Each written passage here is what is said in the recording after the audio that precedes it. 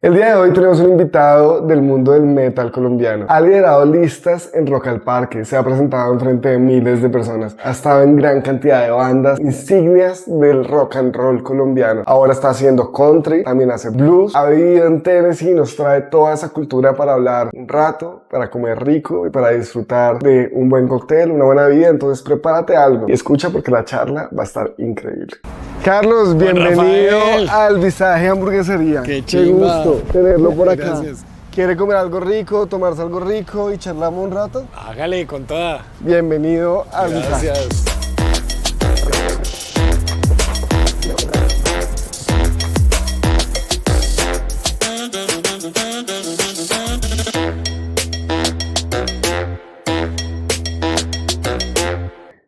Carlos Reyes, bienvenido. Don Rafael. Bienvenido a Gracias. Qué Visaje Podcast. Gracias. ¿Cómo estuvo tu día hoy? Mi día estuvo bueno. ¿Sí? Estuvo bueno. ¿Qué hiciste? Fui a Radiónica por la mañana, a la emisora de RTBC, Wow. a anunciar un concierto muy chévere que estoy preparando para el 3 de junio con una de mis bandas, de mis proyectos, quizás uno de los más grandes que he hecho, que se llama The Black Cat Bone. Entonces, estaba anunciando ese toque, luego tuve que hacer unas vueltas por Chapinero, llovió, pero esquivé la lluvia más o menos mientras yo estaba dentro, llovía y salía y así.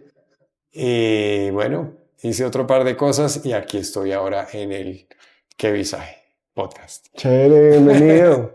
Y cuéntame un poco más de ese concierto, ¿por qué lo están haciendo? Hicimos un disco hace 20 años. 20 años. Sí. Pues hace 20 años de hecho salió publicado el disco, lo vendríamos trabajando hace unos 23 años.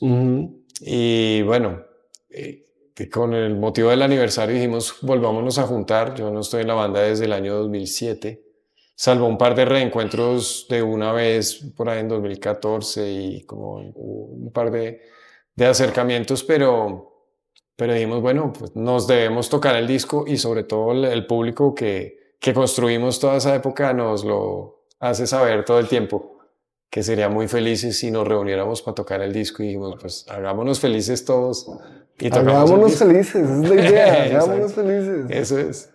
Oiga, ¿y cómo es eso de hacer una banda? O sea, ¿eso es como crear una familia o qué? Sí, sí, es una manera de entenderlo, aunque no es tan exacto ni tan necesario entenderlo así.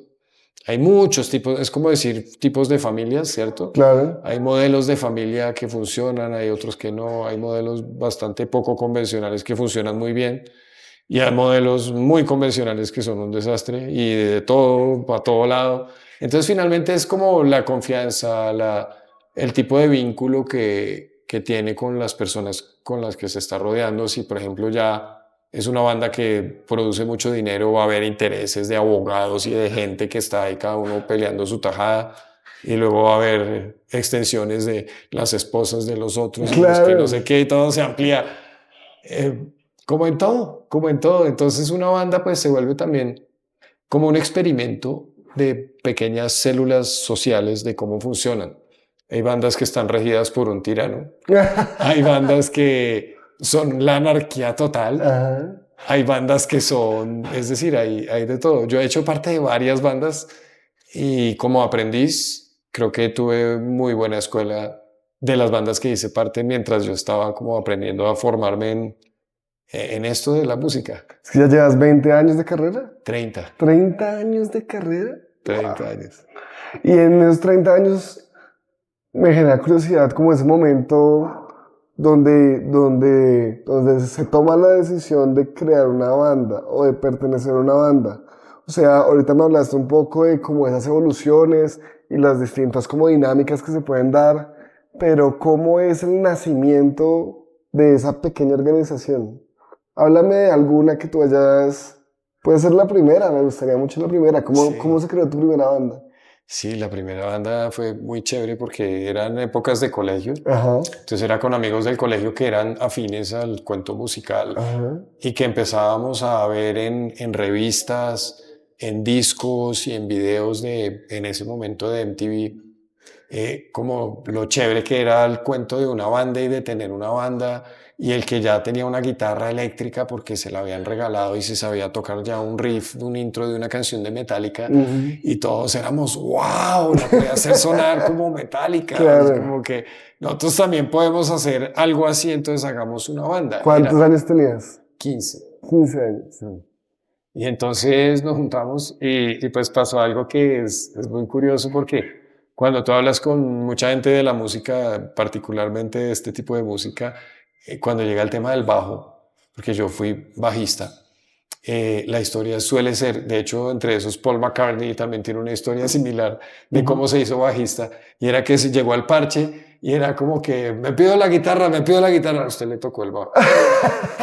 ¿Y qué es el bajo? Es uy, pero solo tiene 4 cuerdas, como que pues sí, aprenda, entonces, y está el que se lo parchaba y entendía como de dónde venía el bajo, que era una cosa asombrosa. ¿De dónde viene? Cuéntanos. El bajo viene de, pues en las formaciones de orquesta del contrabajo, ese grandote que se encarga de los tonos graves, entonces digamos que de ahí viene el concepto del bajo, y en las músicas populares, en las polcas, en todas esas músicas de Europa que colonizaron América. Estaba pensando como en Jesse Uribe y Paula Jara, no. Esa música popular no. Después, claro, eso viene ya después porque digamos como que es la evolución de todo un sonido. Lo mexicoamericano, por ejemplo, ha estado muy junto, sino que el idioma y otras cosas lo han separado. Pero los gringos de Texas saben muy bien a qué suena la norteña. Claro. Y los mexicanos saben muy bien cómo tocar música country. ¿Ah, sí? Claro. O sea, ¿son influenciados? Se retroalimentan. Hay producciones en las que hay participación.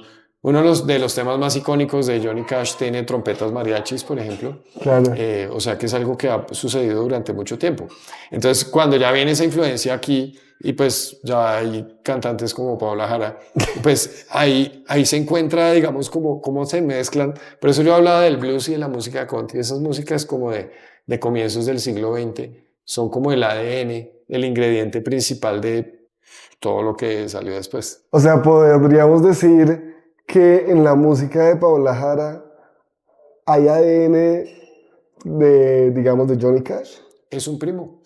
Sí, ¿Sí? Sí, los que hacen la música, que la interpretan son primos, así no se conozcan. Es Increíble. como cuando usted tiene familia que no es que son primos suyos, uy, pero son costeños, yo soy del altiplano. Sí, pero pues son primos suyos. De la misma manera. Claro, claro. No, si aparece un primo mío costeño, yo lo relleno.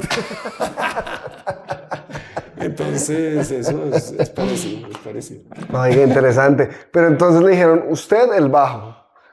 Sí, entonces usted haga el bajo, y yo, bueno, ¿cuál es el bajo? Entonces empecé a escuchar, y un amigo me guió como que me gustaba para ese momento mucho Iron Maiden.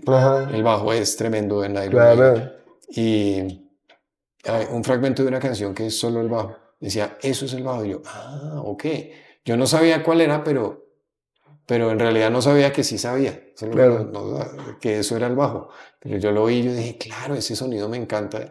Y como que ahí ya no entré obligado a tocar bajo, sino al contrario. Se enamoró. Tengo una lista de bajistas que son mis influencias, y gracias a haber empezado con el bajo, tengo un entendimiento de las canciones y de la música muy desde la estructura, porque el bajo es el encargado de ser el eslabón entre el ritmo y la melodía y la armonía y la todo. Percusión. El bajo es el que sostiene todo, es el pegue de todo. Entonces yo, años más tarde, que empecé a tocar más guitarra que bajo, mi forma de tocar la guitarra es con una conciencia de bajista. Con cabeza de bajista toco la guitarra. Chévere. Entonces sí hago melodías y hago cosas, pero no con cabeza de guitarrista, que muchas veces ya se va más para el lado más melódico y de hacer... Llegaron coctelitos. Uy, llegaron detallitos. Hoy estamos haciendo licores artesanales.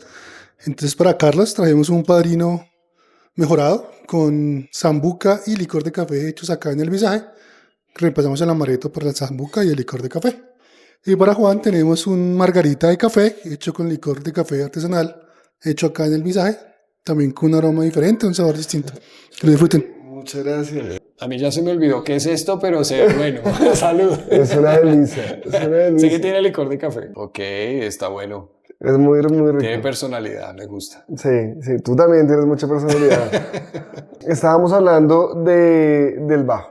Sí. y de tu experiencia con el bajo. También creo que está muy relacionado con la percusión, ¿o no? Creo que el bajo y la batería se hablan mucho, ¿o no? Sí, sí, o sea, en ese sentido sí, como la labor del bajista que se vuelve el parche con el baterista y juntos hacen la base para que todo lo otro suene. Sí, pero yo como intérprete de percusión no. Ah, no, no, Ni no, tampoco claro. bailo, eso es una de mis frustraciones más grandes de la vida. ¿Te gustaría bailar más? Claro, me ¿Por gustaría qué? saber bailar, no sé, no aprendí. Es un misterio que es bastante común en muchos rockeros. Eso me tranquilizó cuando empecé a ver testimonios de otros y yo decía, ok, no soy tan raro como yo Claro. creía, pero sí, es como que, y de hecho mucho baterista rockero, por ejemplo, con un manejo del ritmo increíble, pero bailar es como otra cosa. Y a mí me encanta la salsa, por ejemplo. Sí. Entonces yo hoy escucho salsa, me fascina. Pero yo oigo salsa y yo termino como cabeceando y como que, ay, ven Richie.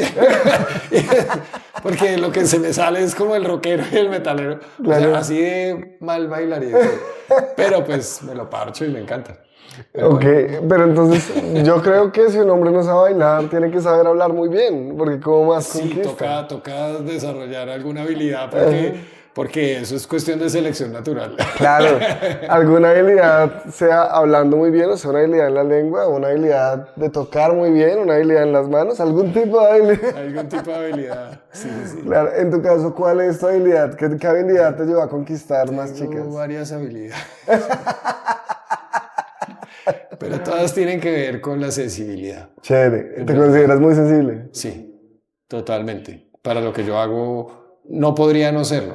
Y por ejemplo, Ujú, me pasa al punto en el que, por ejemplo, hay colegas que se dedican al oficio ujú. y son instrumentistas, digamos, y graban discos para artistas y ganan billete y salen de gira y ganan billete. Pero para ellos lo que están haciendo es como un oficio que ya tocan y no les importa tanto si les gusta o no lo que están tocando.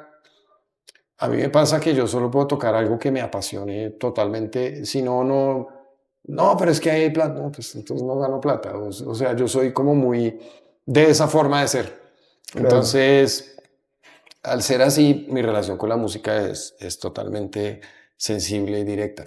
claro. Entonces creo que eso me ayuda como que cuando lo aplico como a lo que sea que hago, yo digo solo hago cosas que me parchen mucho a hacer y que realmente yo quiera hacer.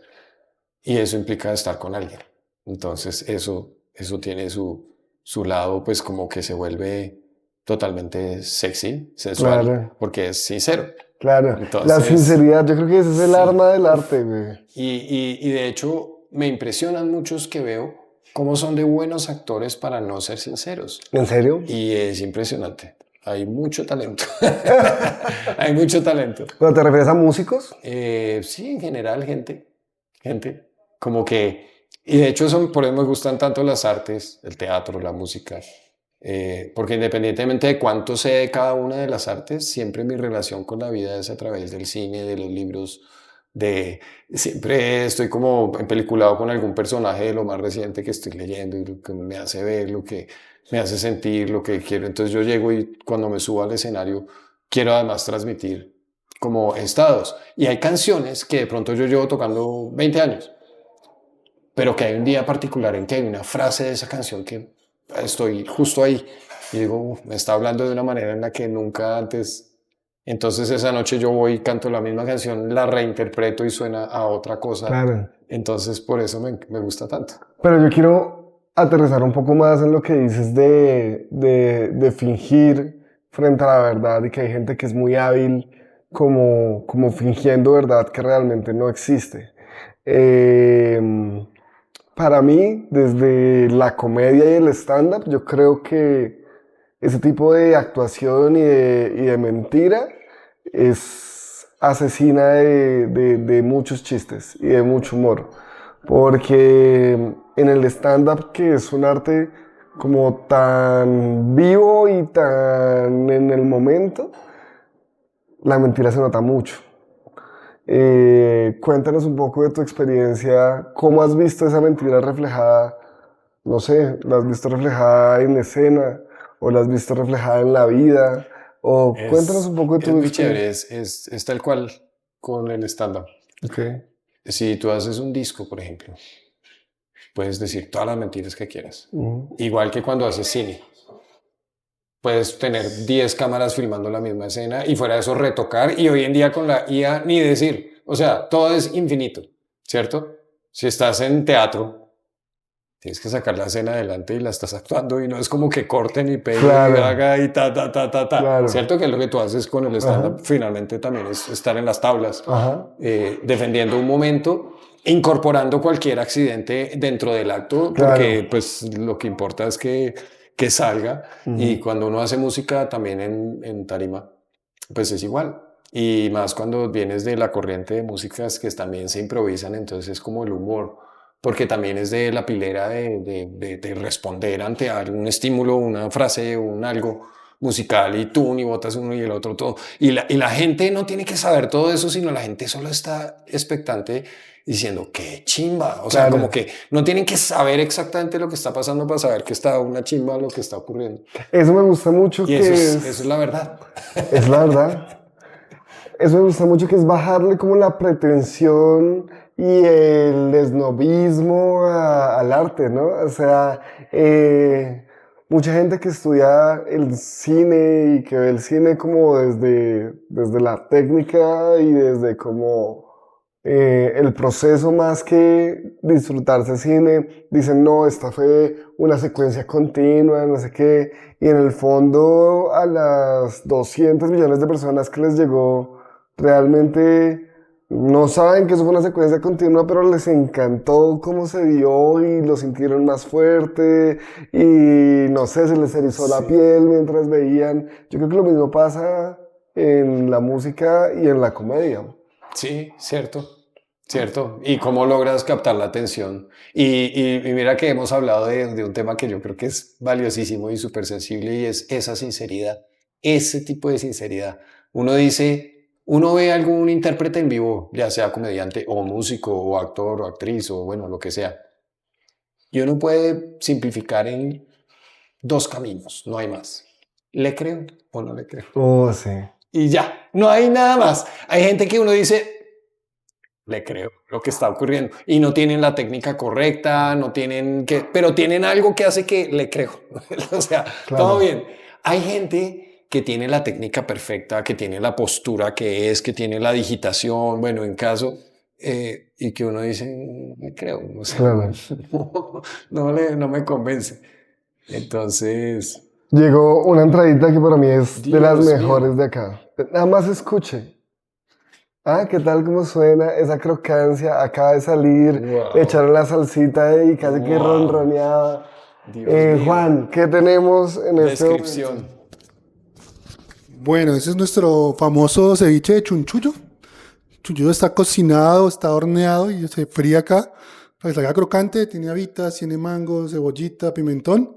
Y la leche de tigre se hace a base del mismo mango que le ponemos, es la salsa que pusimos al final.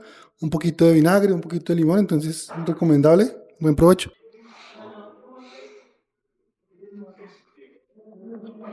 Y María, rico con su trago. Cuéntanos un poco cómo fue tu experiencia. ¿Te gustó o no te gustó? Está bueno porque pues tiene su picantico chévere, o no sé si picante, sino como el contraste de la salsa con el chunchullo. Pues yo, ¿qué te digo? Yo no soy el más fan de los fritos, pero está bien especial y está bien diferente a todo lo que yo he probado antes. Wow, eso es muy chévere, porque enamorar a alguien de los fritos a otro frito es fácil, pero enamorar a alguien que no le gusta el frito de un ceviche de chunchullo que tiene un proceso de fritado, deli, muy bien. ¿Cómo es hacer música country en Colombia? Porque me parece algo de contraste es fuerte.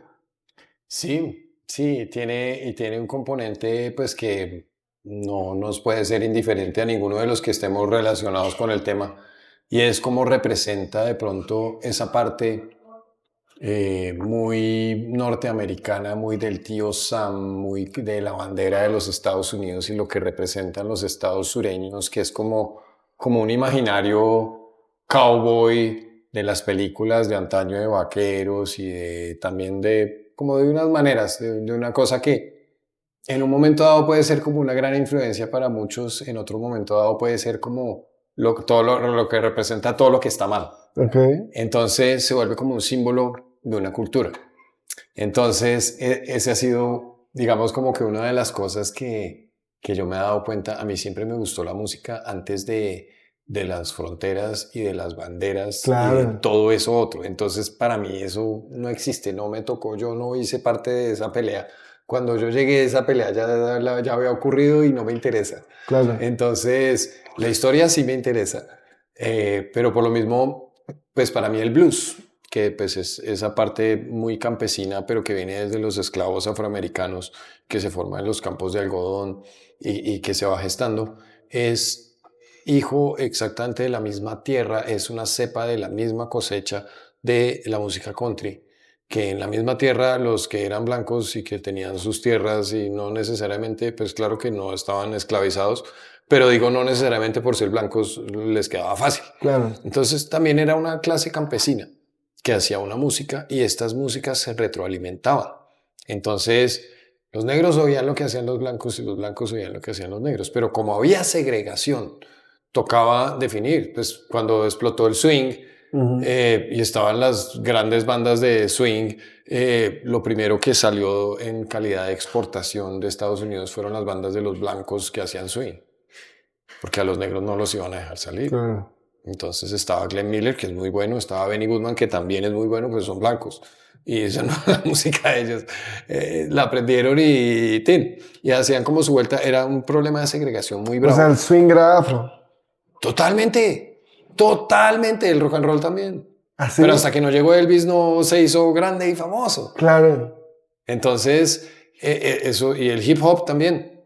O sea, ha ocurrido y ha vuelto a ocurrir y luego vuelve y ocurre. Es un patrón. Y los afroamericanos siempre han sabido como zafarse, hacer otra cosa nueva y se zafan y hacen otra cosa nueva y no paran. Claro. Y es fascinante. Sin embargo, del otro lado también. Entonces, por eso digo que ese ADN que viene como en el blues y en la música country, y de ahí sale el jazz, sale el blues, salen las músicas, el blues un poco más eléctrico, el jazz también más de guitarra eléctrica, el rock que se consolida en los años 50 y viene el rock and roll y viene los años 60 y el hipismo y luego los 70 y el punk y luego en los 80 y el metal pesado y en los 90 y es como vertiginoso, pero todo... Y luego en los 2020 Bad Bunny. Exactamente.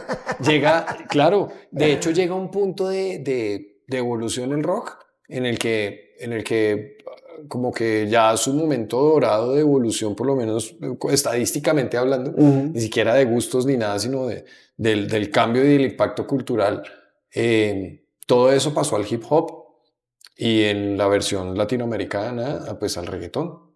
Entonces, impacto cultural, Bad Bunny. Claro. Ahora, que a mí me guste o que no me guste, no viene al caso porque... No, sí viene al caso. ¿Te gusta o no te gusta? No, a mí no me gusta. Me gusta todo lo otro que no es él. ¿Ah, o sí? sea, el disco que sacó de salsa me encanta todo, pero él entra a cantar y yo...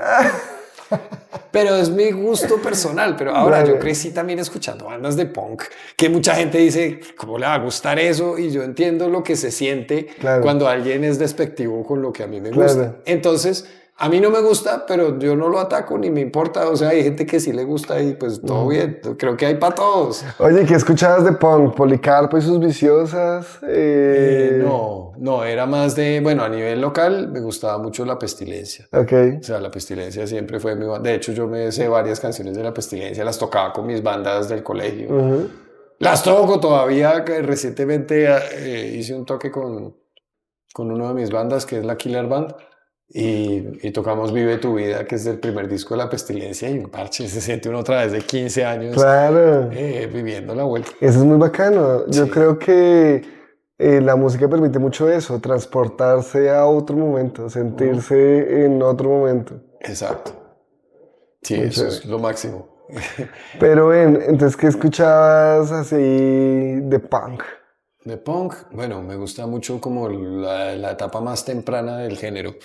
Entonces, como ese rock de garaje The de Pistols. Detroit, que es por allá como Iggy Pop y los Stooges y los MC5 y un poco ese Nueva York con Velvet Underground. Es como la pre-escena del punk. Luego ya vienen los New York Dolls y los Ramones. Y luego ya viene la respuesta inglesa con los Clash y los Sex Pistols y The Damned. Y ya ahí viene. Hasta ahí es como mi rango donde me gustan mucho muchas canciones. Okay. Luego ya hay mucho punk que, pues sí, algunas cosas me gustan. ¿Misfits es punk o ya es neopunk? Eso es punk y eso ya es más ochentas. Digamos como que eso ya viene una generación después. Pues que en esa... es que fíjate de lo que estamos hablando del impacto cultural. Entre 1967 y 1973, por ejemplo, pasaron un mundo de cosas revolucionarias todas. O sea, una locura. Blondie, por ejemplo. O sea, una cantidad de cosas... Pues, y al mismo tiempo Led Zeppelin, y al mismo tiempo Pink Floyd, y al mismo tiempo Black Sabbath, y todos ocurriendo al mismo tiempo y cada uno con un sonido muy propio y proponiendo algo que además se volvía tendencia, ya sea en la radio o en el underground o lo que fuera. En ese momento ya estaba haciendo música. David Bowie estaba sacando Ziggy Stardust, o sea, es una época muy prolífica, una locura. ¿Y tú la viste toda? No, yo vine a nacer en el 75 y yo tengo una teoría y es que yo me vi morir en el 74 y dije, no, yo repito de una nací en el 75. porque es una época de la música que me encanta. Es más, el año 75 hay muchos discos que se publicaron que son mis discos favoritos. ¿Sí? Sí, de rock, pues, y es como, yo lo veo así como un juego, pero al fondo es bien profundo también, porque es como, yo siento una atracción por esa música que me hace hacer cosas de puro amor, es decir, he hecho mi vida alrededor de esta música y de todo lo que encuentro alrededor de la música. Y por supuesto, pues, es una paradoja que yo soy bogotano, pero la música que me jaló y que me movió el alma, pues no fue la música de acá. Y no quiere decir que no me guste, sino que no fue la que me hizo querer tocarla y querer sonar y querer expresarme. Pero yo creo que es algo natural. Por ejemplo, el stand-up tiene su origen en Estados Unidos. Y cuando uno va a tomar referentes, pues uno no toma de referente a Andrés Torres y la pelota de letras, sino uno va allá. Entonces uno toma de referente, no sé, si a uno le gusta la comedia corporal, a Fluffy. O si no le gusta el humor negro, puede ir a Anthony Chesapeake. Pero entonces, ir a lo local cuando uno está como en procesos creativos, parece ser como un camino tal vez no tan nutritivo como ir al origen artístico. Entonces, claro, si te gustaba el rock, parecía más natural ir al origen del rock and roll que ir a los exponentes nacionales. Cierto. Ahí encontramos otro paralelo. O sea, Claro, que son rutas que son muy... Entendemos perfectamente de lo que estamos hablando porque es como el proceso personal que uno dice, uno luego hace algo y de pronto alguien le pregunta, oiga, ¿y cómo llega uno allá? Y uno le dice, pues es que hay muchos caminos, yo cogí un poco de acá, otro de acá, otro de acá, y sigo dándole. Claro. No, pero usted ya no sé, no, yo cuál nada, yo estoy aprendiendo. Y uno se siente así siempre y creo que esa es la manera más chévere de sentirse, ¿no? Como que uno en las artes son infinitas. Total. Uno no es porque tenga... En mi caso, 30 años de tarima, no es que esté aprendiendo todos los días y me gusta tocar con músicos más jóvenes y veo cómo resuelven cosas que para mí hubieran sido otro dilema, pero también valoro que yo tengo mis vainas de más sabe el diablo por viejo que por diablo y como que, ok. Entonces es chévere porque hay retroalimentación. Si uno se queda con los de su generación únicamente, pues va quedando como un poco predecible la vuelta. Claro. Cuando uno se retroalimenta, es como que, wow, y ahora son más hábiles para esto, entonces, uy, venga yo, que era lo que le pasaba, no sé, Elvis también ya en los 70s no sabía como con qué otro sonido salía, y el man se retaba y salía con unas vainas cada vez más, que uno dice, wow. Los Beatles duraron como 8 años nomás como activos como banda y cada disco salía una vaina que cambió para siempre la música. Claro. Me gustaría que nuestro público conociera un poco más de ti. Entonces, si esto fuera una entrevista de trabajo, podrías contarnos un poco como esa experiencia, así como titulares, y luego vamos entrando como en cada experiencia. Nos puedes decir, no sé, claro 4 o 5... como piedras angulares de tu carrera. Yo soy un músico bogotano, nacido en Bogotá, crecido en Bogotá. Tuve un tiempito en mi vida, viví en Estados Unidos, pero realmente pues mi ruta es Bogotá. Eh, Crecí en un hogar donde sonaba mucha música clásica por mi Ujú, papá, que es arquitecto y tenía la oficina en la casa y dibujaba ujú. O y sea, hacía eres sus hijo de planos y artista. eso sí, pues de corazón de artista, porque pues mi arquitecto que es también casi como artista, ¿no? O sea, Ujú, están ahí como en claro. el borde. Ujú. ¿Tu mamá? Muchos arquitectos son artistas, otros no tanto. Claro. Mi mamá, ella se dedicó al hogar. Y ella decía en las reuniones de colegio, decía, yo me dedico a la ingeniería del hogar. Chévere. Y luego llegó un momento en el que, como a muchas familias nos pasó, ella empezó a trabajar también. Entonces empezó a trabajar vendiendo finca raíz y cosas así. Y se volvió muy hábil en esa vuelta. Y pues como todas las familias, yo creo que nos pasó mucho a la clase media de los años 80, que se empezó a sentir que ya un sueldo no era suficiente. Claro. Antes, en los años 60, 70, las personas que tenían como sueldos en empresas o lo que fuera, ese era como el lado seguro Lo tenían todo. Casa, para carro, comprar todo. una casa, un carro. Si tenían 3 hijos o 4, entonces ya compraron una casa más grande y un Mm, carro más grande. Cuando yo crecí escuchando la música que a mi papá le gustaba, que era la música clásica, las óperas, las sinfonías de grandes compositores europeos todos, Beethoven, Wagner, Mozart, Schubert, era como una experiencia a todo volumen, porque él era melómano de esos que a todo volumen. Yo años más tarde cuando yo escuchaba metal pesado era a todo volumen ¿Ah, también, sí? como aprendí. Y eso me dio como una escuela de apreciación musical, porque escuchar Bach es, si uno no sabe que está estudiando, pero uno es chiquito y está escuchando Bach, está estudiando, o sea, Claro, está aprendiendo armonía y música y una cantidad de claro. cosas que las neuronas ahí sabrán cómo lo interpretan y lo acomodan. Y entonces, pero al mismo tiempo, eh, yo estaba en el cuarto de mi papá escuchando esa música, pero bajaba a la cocina y en la cocina sonaba Wilfrido Vargas y sonaba el Joe Arroyo y sonaba el grupo Nietzsche y Juan Luis Guerra. O sea, era una riqueza musical. Yo desde chiquito siempre me gustaron las canciones, por un lado, de que estoy contando, y la música como de orquesta y las bandas sonoras de las películas y me gustaba mucho, pero cuando salió La Bamba, como en el 87 salió la película de La Bamba, la banda sonora la hicieron Los Lobos y esa versión que hicieron Los Lobos pegó y se volvió como un éxito crossover como años después ha sido la Macarena y el Carrapicho y todo eso. O sea, es como de esas canciones que están en todas partes, Claro. donde está lo tropical, lo rockero, lo En la hora crossover, el loca. éxito crossover, en la discoteca electrónica y pum, la ponen porque es Claro. que está en todas partes. Eso fue La Bamba.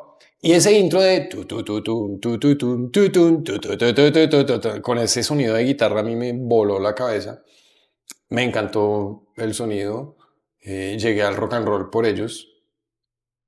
Y a partir de ahí pues empezó como toda una búsqueda que me fue llevando, así ya para adelantar un poquito el cassette, de llegar al rock and roll pues de los Lobos. Luego también hubo una época en la que aquí ya llegaba mucho el rock en español, entonces eran los argentinos, Miguel Mateo, Soda Stereo y todo, pero en la radio sonaba el rock de los 80s, que era de Def Leppard, Guns N' Roses.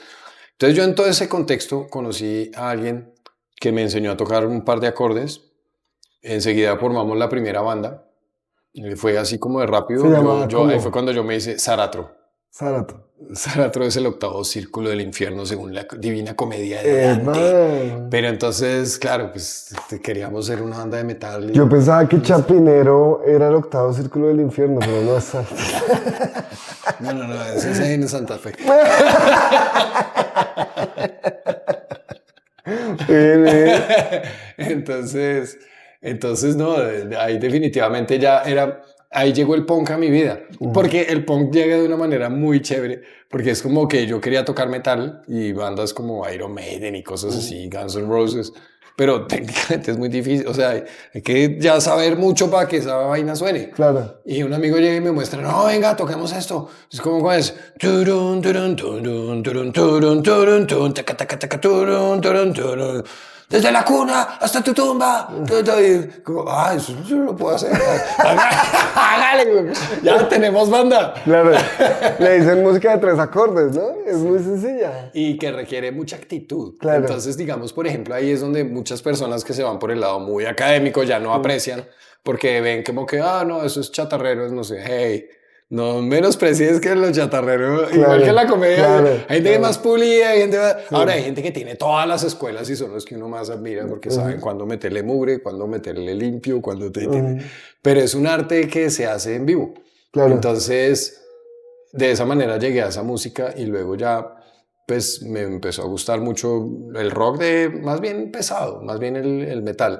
Y eso me llevó a mi primera banda grande con la que yo toqué, que yo audicioné para tocar en una banda que se llamaba Agony, que en los años 90 era de las bandas grandes del metal, así de liderar como los horarios de Rock al Parque, con Rock al Parque estaban haciendo. Claro. Nace en el 95 y ya para el 96 Agony es de los cabeza de cartel. Claro. Y en el 97 y yo estuve como en toda esa época tocando en una banda grande que los conciertos eran de 500 personas, de 1000 personas, en festivales grandotes. Entonces yo entré muy joven a tocar en una banda que ya se movía a ese nivel. Ahora, para mí el metal es como una de las formas de expresión del rock. Nunca fue como que yo soy metalero y pues sí, también. O sea, hay una parte mía que es muy así y me encanta y me sé las canciones y las toco y las disfruto un montón. Pero no es un... Por tu gesto ahí seguías tocando bajo. Bajo, sí. Claro. Sí, puro... exacto, yo como metalero soy bajista, más que todo. Tengo repertorio a la lata de bandas, de Metallica, de Mega, de Anthrax, de Overkill, o sea, muchas bandas con las que yo crecí oyendo y sacándome sus bajos y pues, brutal. Pero entonces, pues, digamos que así como un dogma, como yo veía muchos metaleros como que eran, no, si es metalero y como que hay cosas que se la pasan burlándose de la otra música, Claro. que les parece como tonta. Y yo decía, yo me hice rockero y me dejé crecer el pelo y me hice metalero y todo. Ya en retrospectiva pensando yo, pues para ser libre. Pero si yo llego a otra cárcel, claro. entonces ahora ya toca todos con la chaqueta de cuero negra y todos con el Tales y con... tampoco... El metal que parece tan revolucionario por sus mismos agentes se ha convertido en un dogma tan fuerte que pareciera ser una cárcel igual de restrictiva que otras cárceles. O que tengan como un comportamiento restrictivo. Ya, eso solo yo digo, ya no entiendo. ¿Yo a qué vine aquí? O sea, yo aquí estoy... ¡Qué espectáculo, güey! ¡Qué gran frase, güey! Muy buena. Pues sí, es como simplemente ver que hay libertad para expresarse. Entonces, en Agony, digamos, yo estaba, pues, obviamente ellos tenían su cuento, pero yo era un bajista que audicionó y que quedó... Y pues aprendí lo que aprendí, toqué donde toqué, hice de todo, fue como ir a una universidad.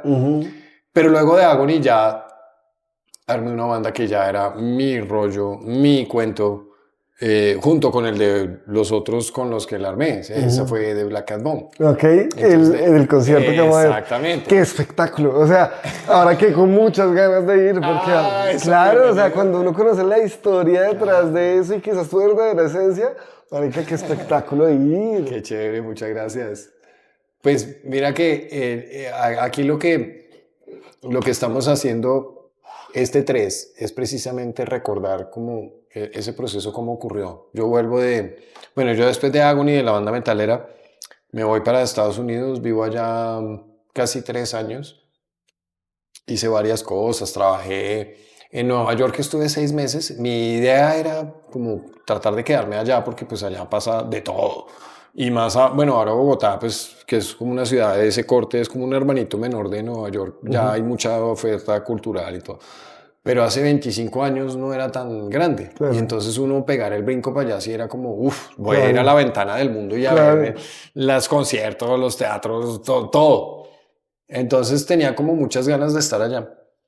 Me estuve 6 meses en Nueva York, trabajé en todo tipo de oficios y no alcanzaba. Esa ciudad es muy cara, es muy duro. Entonces mi tía, que tiene una compañía de teatro de marionetas Wow. en Tennessee. Me dijo, si quiere venga acá y pues coja impulso y no sé, tan duro y pues haga. Y yo, bueno, bien, chévere. Probemos por allá. Yo estaba casado, entonces éramos con mi esposa recién casados, nos fuimos allá a ver qué. O sea, como un par de forajidos ahí, como que ninguno de los dos terminó la carrera. Éramos como las ovejas negras de nuestras respectivas familias. Claro. Y nos fuimos para allá a ver qué. Y pues yo con todo este cuento de la música y todo. Ella ya pues también daba clases de español y cuidaba niños. Bueno, esos trabajos que uno hace cuando está por allá. Y Claro, chévere. luchándola, rebuscándola. Exacto. Y mucho aprendizaje, mucho. Entonces pues luego ya en Tennessee empiezo yo a trabajar en una carpintería y a tener amigos que son músicos que van a los domingos a un evento que es importante y que luego yo descubro que es tradicional y que lleva más de 100 años. Es como ir a la iglesia, Claro. pero musical. Ajá. Mucha gente que trabajó con gente del soul, con el pianista que tocó con Elvis Presley, gente que estuvo alrededor de donde ocurrió lo que me fascina. Claro. Yo tenía acceso a estar con ellos tomándome un vino y hablando mierda y tocando guitarra. Qué espectáculo. Entonces era como, uy, pues venga, claro, toda la disposición. Yo trabajaba en la carpintería feliz y por las tardes terminaba y me iba allá a parchar y a tocar. Entonces eso me enseñó mucho de esas raíces de esa música, que pues son las raíces de lo que ya he dicho varias veces hoy, como que el blues y la música country son las raíces del rock y de todo lo demás. Entonces, pues ya de ahí vuelvo a Colombia, armamos The Black Cat Bone, sale pues este disco, lo trabajamos como del 2001 al 2005, que ya lo publicamos, con 12 canciones que visitan como lo que más nos gusta del rock en ese momento, que es mucho rock clásico, mucho blues, mucho country, pero también el cantante le encanta el grunge. Entonces empieza a sonar como que no es ni solo country, ni solo blues, ni solo rock, ni es heavy metal, pero tiene vainas súper pesadas, chéveres. Y la puesta en escena también es como muy enérgica. Entonces era una mezcla de todo lo que nos gustaba y no estábamos condicionados ni esperando fama, ni éxito, ni nada. Y le pegamos al perro en ese momento, empezamos a sonar mucho en Radioactiva y cada vez nuestros toques se llenaban de más gente y nos invitaban a Rock al Parque y estábamos sonando como por todos lados y fue un momento muy chévere como de tener una banda de rock acá haciendo pues música que amamos y pudiendo hacerlo acá. ¿Cuánto fue tu público más grande? Me imagino que Rock al Parque. Sí, Rock al Parque, eso es insuperable. Y Rock al Parque un día del metal. ¿Que no es tan concurrido o es el más concurrido? Es más concurrido. ¿Es el más concurrido? Sí. De Bogotá es metalera, Colombia es metalera, en cuanto a rock. Y eso es una parte muy curiosa porque digamos que muchos tratan de tapar eso o no le dan el reconocimiento que merece y otros pecan de mandar ese reconocimiento poniéndose ofensivos con los demás que no son metaleros y yo digo, yo me quedo mirándolos a todos y digo, ah. El otro día me dijeron, usted es el Fajardo del blues. ¡Jue puta! Pero no. Yo no creo. No me gustan las comparaciones con política ni nada, pero fuera de chiste yo digo, esto, o sea, ¿por qué no entienden? Lo que me gusta es que usted se ve muy sensible, güey. O sea, lo que usted decía hace un momento de su sensibilidad, yo creo que sí la transmite y es muy real, güey. Y no creo que eso sea ser tibio ni nada por el estilo, sino hay que aprender a disfrutar el arte como es. Sin juicios, sin ataques, sin nada, sino disfrutándolo ya. Exacto. Y eso no nos hace ti. Si no, yo soy el más fajardista de todos. Sí, ¿no? Y es verdad porque a la larga uno dice, bueno, pues hay manifestaciones en todo tipo de... O sea, es terrible muchas veces enterarse de las vidas de los artistas o de cosas que hicieron. Por ejemplo, uno de mis artistas favoritos de la vida es Charles Chaplin. ¿Ah, sí? Sí, me encanta Charles Chaplin y me encanta ver sus películas y leer acerca de él y volver a ver sus películas y a veces leer algunos de sus textos. Candilejas, por ejemplo, me pegó mucho y fue curioso porque yo en ese momento... ¿De qué trata Candilejas? Hay un señor que fue comediante y que tuvo su éxito y tuvo su momento de apogeo y era la promesa. Pero se pasó ese momento y ya no es la promesa, ya no es nada y el man va por ahí por restaurantes a ver qué monedas le dan como el que va a serenatero ahí a a ver qué recoge. Ya el man está en picada y es alcohólico. O sea, Ajá. todo mal. Y en su edificio se muda una chica hermosa, como todo lo de Charles Chaplin. Ajá. Una chica de 19 años, que era la que bailarina, pero tuvo una lesión y quedó como inmovilizada, pero mentalmente. O sea, si ella logra desactivar lo que aquí la tiene trabada, se va a poder volver a parar, pero en este momento no se puede parar. Y él la empieza a cuidar. Y le empieza a dar todos los tips de la vida y cómo tener motivación para pararse. Y él no tiene ni 5 de motivación para pararse, pero le da todo a ella y logra que se pare. Y ella se para y sale y conoce a un chico de su edad y se enamora. ¡No! Entonces el man luego, pues es una tragedia. Ahora, cuando la película comienza, dice, si usted está esperando una comedia, porque pues él era muy famoso por hacer películas graciosas de humor, inteligente, pero humor finalmente, llega y dice, aquí no, pues, llegó al lugar equivocado. O sea, aquí no, la película no es chistosa, no pasa nada chistoso. En tiempos postmodernos, por ejemplo, se profundiza en muchos análisis sociológicos, en el gran dictador, grandes discursos filosóficos, pero al final son comedias. O sea, uno se ríe, uno se caga de la risa. Aquí no, Candilejas aquí no. no, aquí no. Demasiado poderoso todo Sí. el guión. Todo, es fuertísimo. Y bueno, y eso, y una película que me encanta, El Chico, de Kid, de cuando todavía era mudo el cine de Chaplin. Y bueno, hay muchas cosas, y sin embargo uno pues se pone a mirar la vida de Charles Chaplin y pues claro, pues una vida dura con unos orígenes muy, muy complejos, pero pues el man tampoco era una changuita. Claro. Entonces, hay gente, por ejemplo, que dice, no, primero está el ser humano y luego el artista. ¿Qué me dice de Maradona? Tremendo. O sea, hay muchos personajes que uno no sabe si fueron monstruos o no, Ajá. pero uno no puede poner primero al ser humano que al artista porque el artista ha sido un creador, un genio y vienen de todos los colores y de todos los tamaños y de todos los sabores y hay cosas horrendas, pero pues la obra es la obra. Yo también Entonces, creo que no los puede separar. es Y complejo. no los Sí. debe separar. Exacto, exacto. Y tampoco idealizarlos, no son héroes. Claro, son personas. Sí, son personas. Exacto. Yo digamos Con que... traumas, la gran mayoría de artistas Sí. vienen del trauma. Porque Cierto. la comedia, por ejemplo, es tragedia más tiempo igual comedia. Entonces no puedes esperar que alguien te haga reír sin cicatrices. La cicatriz es lo que permite llegar al chiste. Exacto. Si la vida de la persona es perfecta, No entiendo el chiste. no te va a transmitir absolutamente nada de gracia. O sea, ¿de qué te va a hablar alguien que nunca conoció el sufrimiento, que nunca conoció una tusa, que nunca conoció el desamor, que nunca tuvo algún problema de salud o físico o mental? O ¿de qué te va a hablar? ¿De lo lindo que es vivir en un mundo perfecto? No, eso no tiene gracia. Ahí no hay sustancia. Sí, ahí es donde se cae la religión, porque el ideal del paraíso no tiene gracia si se mantiene permanente en el tiempo. Cierto. Y sabes que mi papá tenía una historia siempre que contaba que cuando él era chiquitico, le preguntaba a su abuelo, como que, ¿cómo es el cielo? Y él le decía, no, pues la respuesta que le ocurrió al abuelo, no, pues es como un gran anfiteatro donde pues todo el mundo se sienta y pues puede ver a Dios y estar con Dios. Y él decía, ¿y eso es todo? Sí, total. ¡Qué aburrimiento! Esa imagen, porque Horrible. exacto, es como que, ¿en serio? Ya, ¿Qué gracia todo- tiene eso? Todo en paz, todo quieto. No. Pero nos hemos desviado un poco. Entonces estamos hablando de tu carrera. Fuiste a Tennessee, en ese momento estabas casado, te tocó trabajar, tu esposa también.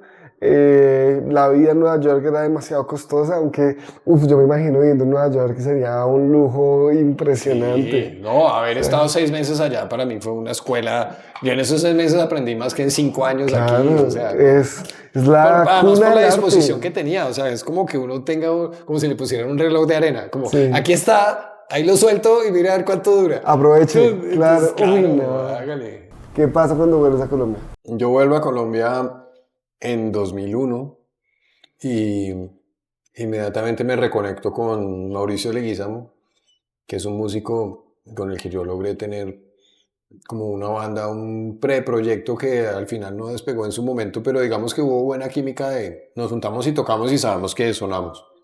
Qué chévere. Él continuó y armó una banda que tocaba blues y como rock and roll y eso que habíamos empezado a trabajar unos años antes. Y me invita y me dice, venga, ¿por qué no toca con nosotros? Y yo, bueno, listo. Empiezo a tocar y empiezo a poner mis ideas de todo lo que acababa de vivir en Estados Unidos, de la música country, de todo esto. Y empezamos como a entendernos como en un diálogo de, montemos esta canción, sí, hagamos esta, y luego hagamos esta. Toquemos en este sitio, sí, ahora toquemos en este, y ahora en este, y ahora en este. Como que la cosa empezó a tener su propia inercia. Y mucho apetito. Y empezó a funcionar chévere. Entonces empezó a haber cambios en la banda de los que ya no estaban tan interesados en ese ritmo y en esa vuelta. Y empezó la selección natural a hacer de las suyas. Se iban llegando los que eran y terminamos sacando un disco pues que fue increíble porque fue como, digamos como que retrató todo ese momento, todo, prácticamente como la banda sonora de una generación o de parte de una generación que creció con eso y que con los años hemos visto que se ha esparcido y hay muchas ganas de oír esas canciones, no solo por los que las vivieron, sino por gente que han escuchado las historias de los que las vivieron. Qué espectáculo. Entonces por eso es tan chévere. ¿Y ese disco cómo se llamó? The Black Cat Bone, se llamaba como igual que la banda. Ok. Álbum debut. The Black Cat Bone luego sacó otro disco. Yo ya no estaba con la banda. Sacó otro disco que es muy bueno, pero no tuvo tanto impacto. O sea, digamos que ya no... Y luego ya no sacó más material. Okay. Entonces, pues, de alguna manera fue una banda que quedó como... que tuvo su momento grandotote. Pero luego era... Yo también lo veo hoy en retrospectiva y habiendo hecho parte y sintiéndome muy orgulloso de lo que hice. Pues también era... Para mí era como algo inevitable porque pues, hay cosas que son muy como de momento. Y yo siempre me he identificado mucho con artistas que van como cambiando, no sé, como David Bowie, como artistas que son como que les gusta ir zafándose del molde que de pronto ya funcionó. Hay artistas que les va muy bien quedándose en el molde que les funcionó y también es válido. Como Marvel. AC/DC.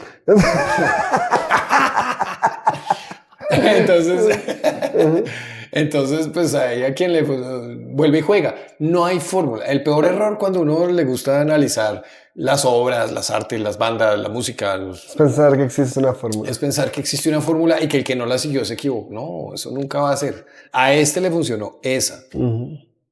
Hay otros, por ejemplo, que salen... Ahorita en los últimos años ha salido una banda que a mucha gente le gusta y a otros nos causa conflicto, que se llama Greta Van Fleet. Okay. Suenan como Led Zeppelin, tan cercano a Led Zeppelin que es molesto porque uno dice, oiga, invéntese algo. Increíble. Sí, entonces pues hay gente que dice, no, qué chimbo porque están reviviendo el espíritu de lo que era. Y ok, sí, los conciertos en vivo de los manes, pues lo que he visto así en YouTube y todo, pues sí son brutales, son muy buenos en vivo. Pero no termina de gustarme que suenen como una canción que hubiera hecho Led Zeppelin. Claro. Porque, hey, escoge tu estilo. O sea, chévere cuando cada quien tiene su algo que proponer, que eso hace a los artistas únicos y uno por eso se engancha con alguien que tiene una manera única de decir algo. Así todos los demás digan lo mismo, se lo quiere escuchar es a este. Claro.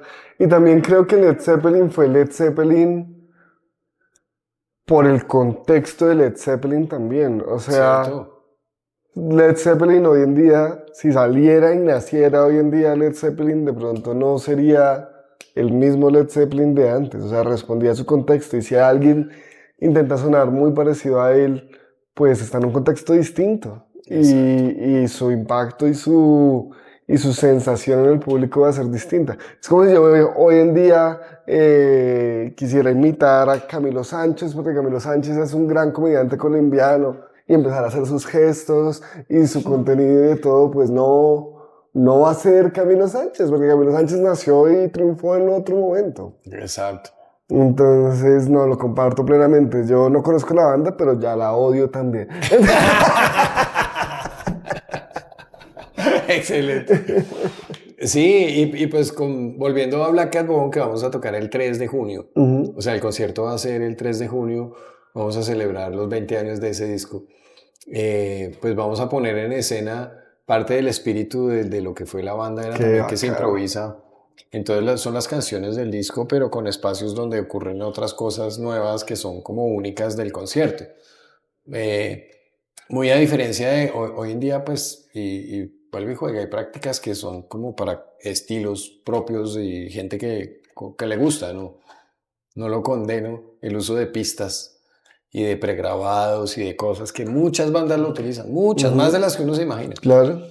Eh, a nosotros nos gusta en vivo y real y crudo, y si se desafinó, se desafinó, y si se corrió el tiempo, se corrió el tiempo, y enderécese y hágalo en vivo, y ahí tiene toda su gente que pagó por verlo. Claro. Lo veo.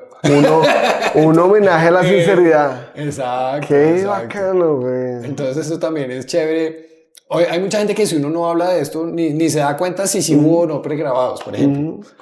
Hay gente que sí, hay gente que está más abeja. Sí. Y hay gente que simplemente, pues bueno, está. Entonces, digamos como que no es algo pretencioso como de querer demostrarle nada a nadie, sino que realmente así es como lo disfrutamos. Un homenaje. Y yo sé que ahorita hay que estamos teniendo este diálogo y compartiéndolo pues con nuestra audiencia visajosa, que pues diálogo entre artistas escénicos. Claro. Entonces, todo lo que ocurre imprevisto, toda la forma como Eso nutre. a veces la gente reacciona, a veces la gente no reacciona. Y entonces, ¿qué va a hacer? O como echó el chiste y nadie se rió. Bueno, pues como un y todo. Y uno también a veces está en el solo épico así, en cámara lenta, como si fuera un anime, y abre los ojos y a nadie le está importando un carajo. Y uno como que, ok. No. Yo pensaba que solo pasaba en la comedia, No, pero eso también pasa en la todo el música. tiempo. Pero también está el otro, que es el encantador de serpientes, cuando uno está en un restaurante tocando y nadie le está poniendo, nadie fue ni a verlo a uno, ni nada. O sea, hay gente que dice, bájele, por favor. Pasa. Pero a veces está uno ahí y de pronto logra como por un ladito enganchar y ve que haya alguien haciendo así. Y allá hay alguien haciendo así. Y bueno, y ya de pronto va ocurriendo y ocurre la magia y ¡tum! Como cuando me imagino se gana una audiencia, rompe el hielo con un chiste y ya ¡pum! Listo, ya los tengo, ya tengo el 50% del show. No voy a fallar. Sí. Pero cuando uno arranca y la pone toda y nada. Uy, no. Ni una mirada. No. Eso en comedia se llama comer mierda. O sea, cuando eso pasa se le llama comer mierda. Es una vaina terrible. Eso ha matado comediantes. O sea, hay comediantes que se bajan de la mala noche y dicen no me vuelvo a parar nunca más en la vida. Porque es un drama. El nivel de frustración es duro. ¿Qué hay del country en tu vida? Mucho, y efectivamente hay todas esas y más. Creo que el country lo que tiene en particular, más como forma lírica, son las historias. Las letras de la música country cuentan historias de una manera muy particular, que por ejemplo es muy diferente al blues. El blues podría decirse que cuenta historias, pero no con una narrativa como la del country, que te cuenta historias, son como películas, filminutos. El blues te da sensaciones inmediatas, imágenes, te evoca imágenes de dolor, de tristeza, de anhelo, de nostalgia, pero son imágenes. Tú te armas la película. El country te entrega el guión. Entonces, lo que me gusta de ambos géneros es que el uno me da como esa profundidad y sensibilidad, pero el otro me da como el guión y la historia. Entonces, es mi manera de interpretarlo y de eso tiene mi parte, digamos, como de la influencia country. Por eso me parece interesante traer a colección no solo el sonido, porque pues uno, digamos, que toca un tema en ritmo country y pues uno lo puede identificar, pero a veces no es tan obvio que la forma de la letra de la canción sea por ese tipo de influencia. Claro. Entonces tiene eso, y pues por el lado del blues, lo que decía, como el sentimiento. Si tu vida fuera una canción, ¿cómo se llamaría esa canción? Uy, hijo de pucha. La historia sin fin. La historia sin fin. Sobre todo por mi anhelo de no acabar. Pues, que uno vive lo que viva y de artista soñador pues deja una obra para que viva más y lo sobreviva uno y ojalá más, ¿no? porque entonces por eso me gusta pensar en la historia sin fin, porque es como que, uy, que viva, porque no lo veo tanto como mi vida, sino como yo puedo representar muchos momentos de lo que es vivir y que cada quien haga con eso lo que le sirva para su vida. En el camino del artista se hacen muchos sacrificios. ¿Tú qué dejaste o qué perdiste en ese camino?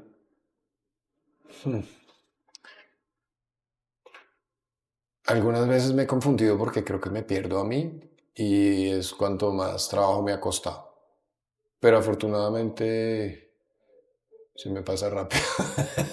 O Importante. sea, he tocado algunos puntos que yo creo que todas las personas sensibles, artistas y a veces cuando se cruzan con momentos personales difíciles, una separación, una muerte, algo, pues como que a veces puede llegar a tender a ser un poco autodestructivo, si te gusta el trago, la noche, la bohemia, y, y digamos como que a veces siento que me fui un poco por ahí, afortunadamente no tanto, pero un poco y eso me costó como temas con mis relaciones personales.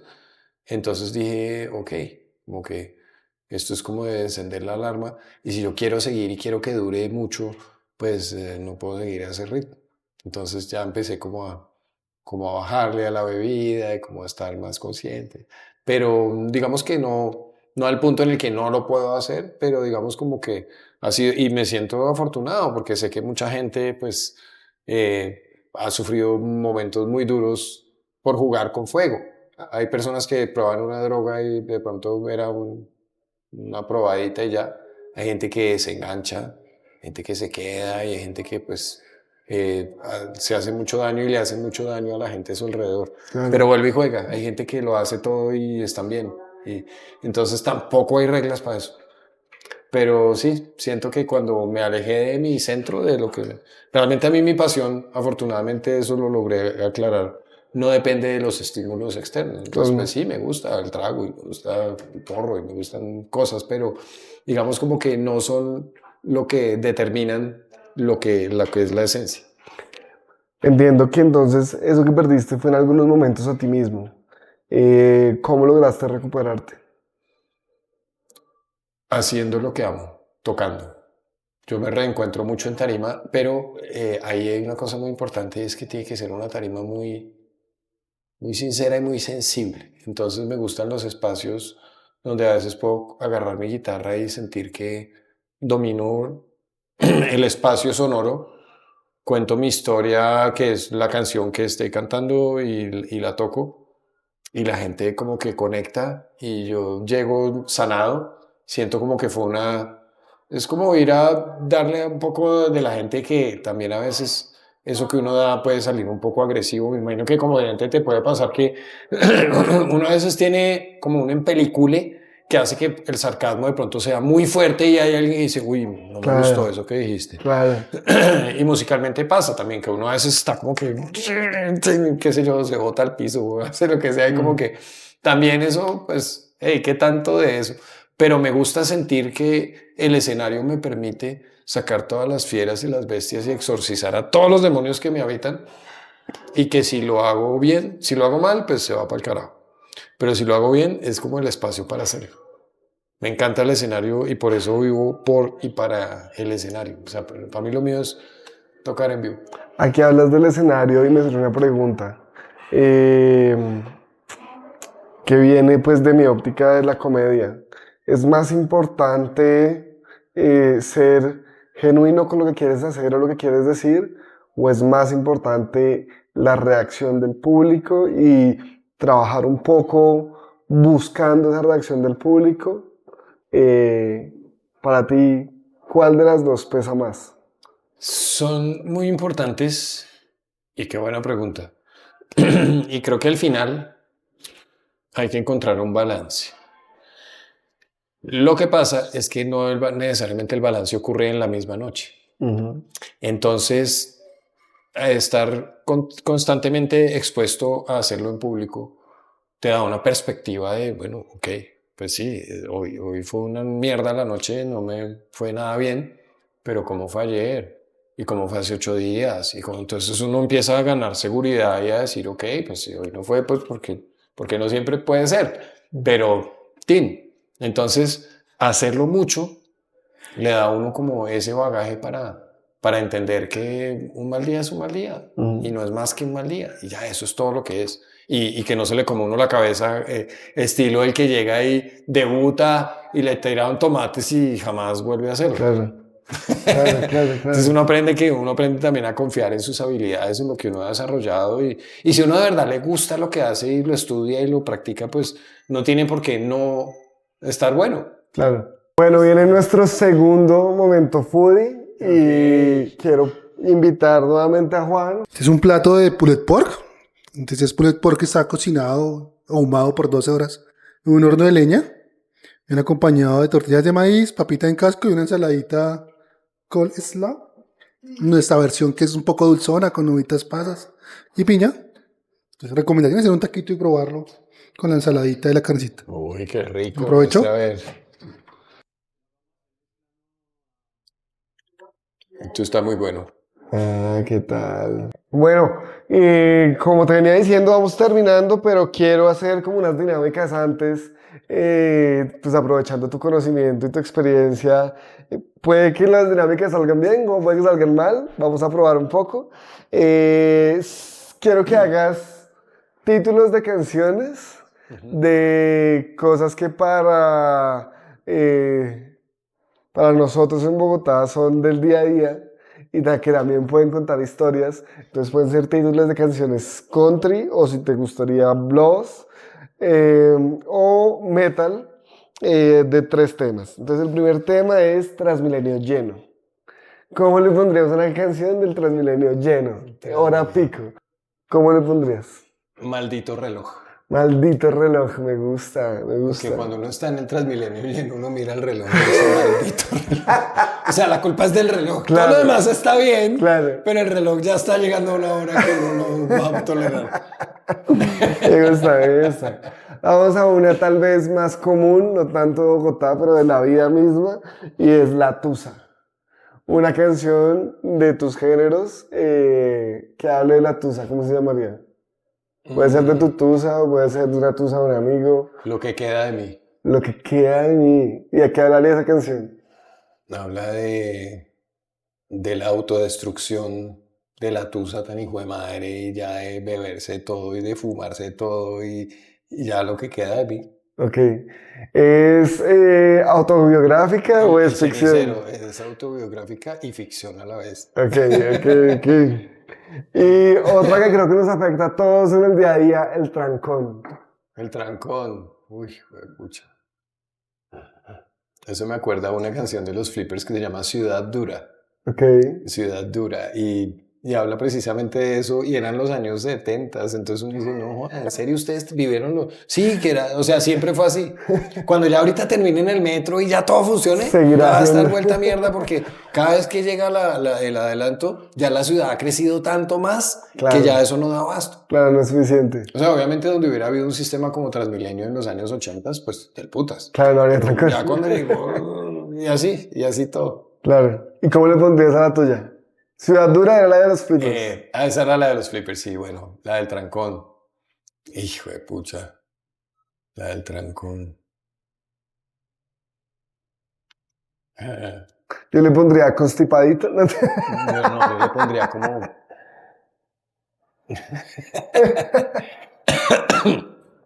Gangrena. Gangrena, me gusta. Gangrena. Porque no circula. Sí, exacto, gangrena, pero como sería más como el atardecer gangrena, algo así por el estilo. Como a meterle algo de Por la hora pico. Sí, ¿qué contexto? Si era por la tarde. Claro.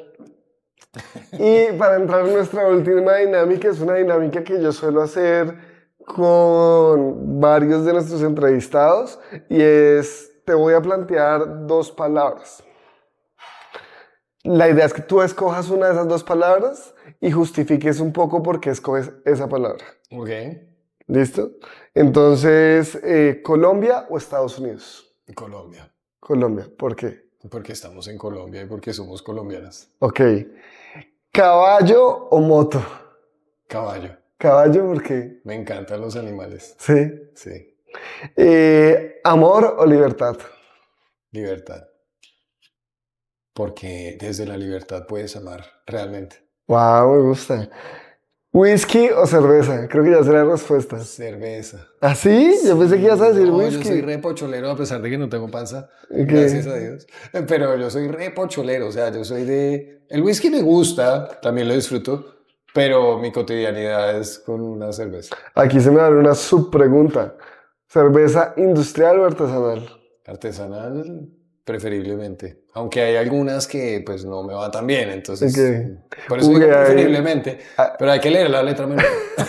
hay artesanal que es compleja. Sí, claro. Compleja. La complejidad que ni el más audaz aparato digestivo ha logrado descifrar. Me gusta. ¿Tusa o amor? Amor, ¿Y para canciones? tú sabes. Yo siento que pasa mucho con los procesos creativos y es que hablar de sentimientos positivos no es tan chévere como hablar de sentimientos No negativos. es tan inspirador y no fluye tanto. Sí, Sí, ¿no? sí, Es sí. muy loco. Ese es uno de mis grandes dilemas y de mis temas muy vigentes aún en la vida. Claro. Saber escribirle a lo bueno, a lo positivo, Es muy difícil. sin que suene como... Como aburrido. Sí, es que yo soy... Uno viene como del lado punk de la vida, Claro. donde, ay, váyase con su felicidad para otro lado. Si está Sí, tan de acuerdo. feliz, no me joda la vida. Hay que verlo. Estoy desemputado. Canta uno de todo lo que está. Esta es un poco más compleja. ¿Fama o autenticidad? Autenticidad. Autenticidad porque es lo único que es real. Ok. La fama no es real. La fama pues puede llegar por un motivo o por otro. Ahora, yo no digo que no le dé un rush de adrenalina, un momento de fama chévere, que lo reconocieron, que salió en una revista, que lo pararon en la calle y le pidieron un autógrafo, pues chévere, sí, Claro, motiva. sobre todo porque es reconocimiento a un trabajo. Pero por ejemplo la fama por sí sola, no sé, hacerse uno famoso porque, qué sé yo, porque salió subió cantando, un video porno y entonces Epa ya se hizo Colombia. famoso, ¿no? Y entonces ya es el man del video. O sea, fama, realmente fama. Sí. Y hoy en día con TikTok y con todo, pues... O sea, pues fama que es como el momentito en el que todo el mundo lo reconoce por, ay, salió en la televisión. Pues sí, pero ¿por qué salió en la televisión? Exacto. No, pues porque es hijo del dueño de la empresa. Ok, chévere.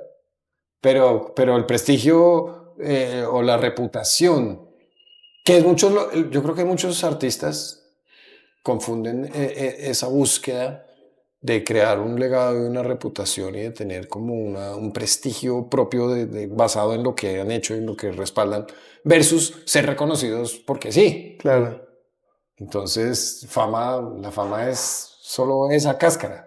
De Ahora acuerdo. si ser prestigioso lo hace tan reconocido y no sé, se convierte en Michael Jackson, pues del putas. Claro. Ya Igual es debe otra ser fama una distinta. pesadilla la parte de la fama. Esta está muy conectada con la anterior. ¿Dinero o legado?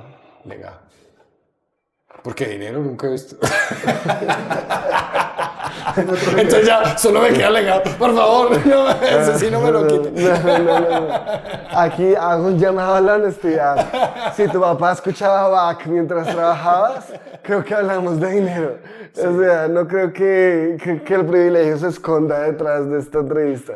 Claro, no, pero mira que sí se da para un debate interesante. Claro. Porque es verdad y es cierto, o sea, ya siendo muy sincero, a mí nunca me ha hecho falta nada, claro, afortunadamente. Y sé que hay gente que ha pasado penurias. Claro. Pero también es verdad que yo, digamos, desde que yo ya pues, crecí y me fui de la casa y hago lo mío, yo vivo de lo que hago. Claro. Y realmente es una vida que es curiosa porque, digamos, cuando hablo con muchos contemporáneos míos que se dedicaron a otras cosas que dan dinero, pero no dan libertad.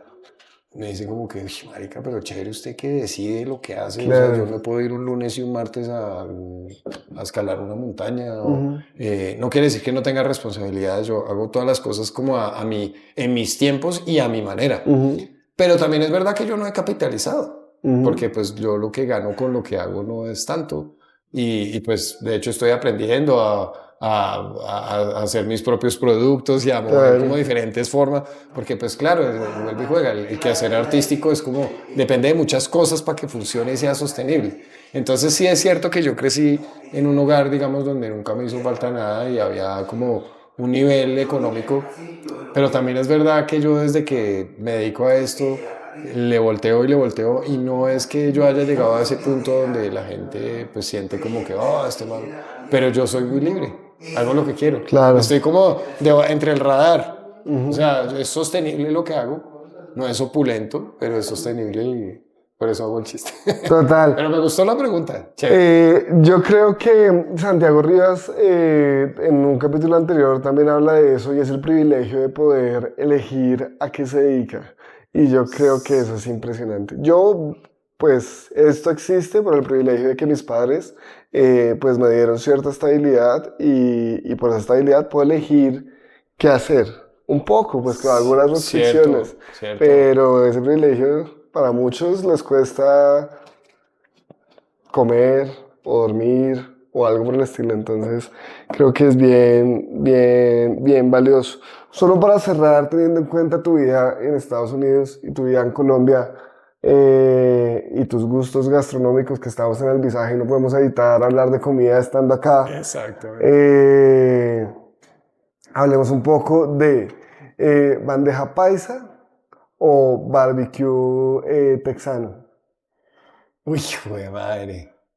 Ahí sí yo termino agarrando el plato y cogiendo del buffet de todo. Porque ahí sí hago como con la música. Me encantan las dos. Okay. Habrá momentos en los que prefiero más el uno que el otro.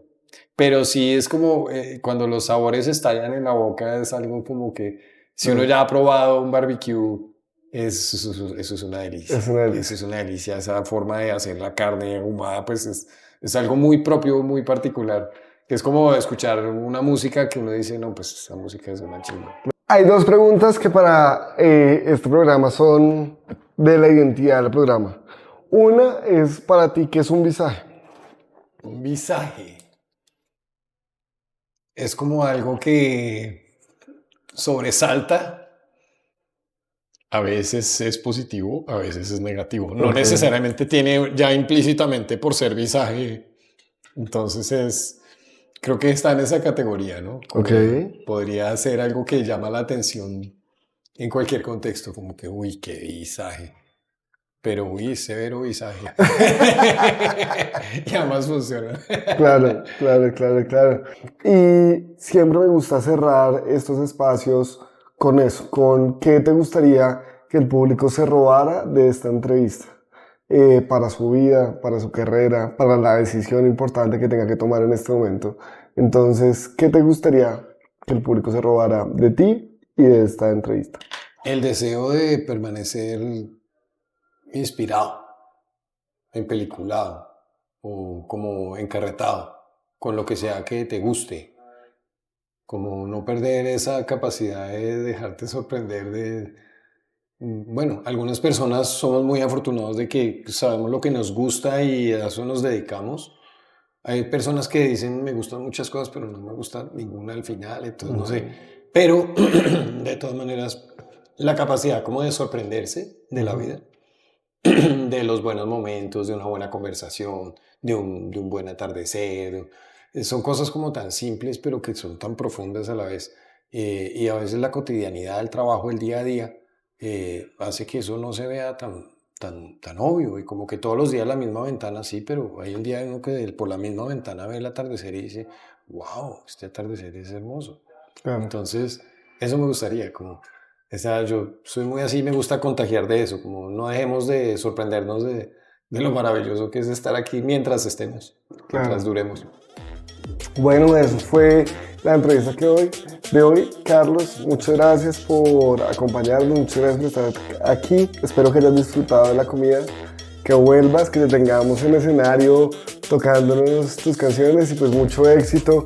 Y en comedia se dice mucha mierda en tu presentación de junio. Del 3 de junio, con Black & Bond, invitados. Muchas gracias. Muchas gracias, Juan Ricardo. Gracias.